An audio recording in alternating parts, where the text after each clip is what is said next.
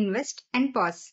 Earlier వీడియోలో monthly 10K SIP ఒక 30 years continue చేయడం వల్ల ఎంత మంత్లీ ఇన్కమ్ తీసుకోవచ్చో చూసాము. సో ఈ రోజు వీడియోలో మనం చేసే ఎస్ఐపిని పాస్ చేయడం వల్ల ఎంత మంత్లీ ఇన్కమ్ తీసుకోవచ్చో చూద్దాం.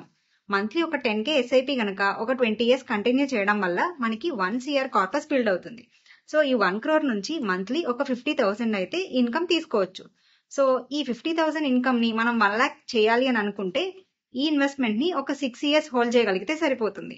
సో ఈ మంత్లీ ఇన్కమ్ ని 2 lakh తీసుకోవాలి అని అనుకుంటే గనక ఇంకొక 6 ఇయర్స్ మన ఇన్వెస్ట్మెంట్ ని హోల్డ్ చేయగలిగితే సరిపోతుంది.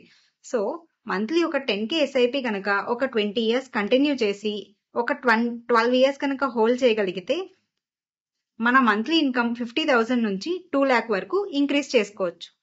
వీడియో నచ్చితే లైక్ చేయండి, మా ఛానల్ కి సబ్స్క్రైబ్ అవ్వండి, ఇంకా మీ ఫ్రెండ్స్ తో షేర్ చేయండి.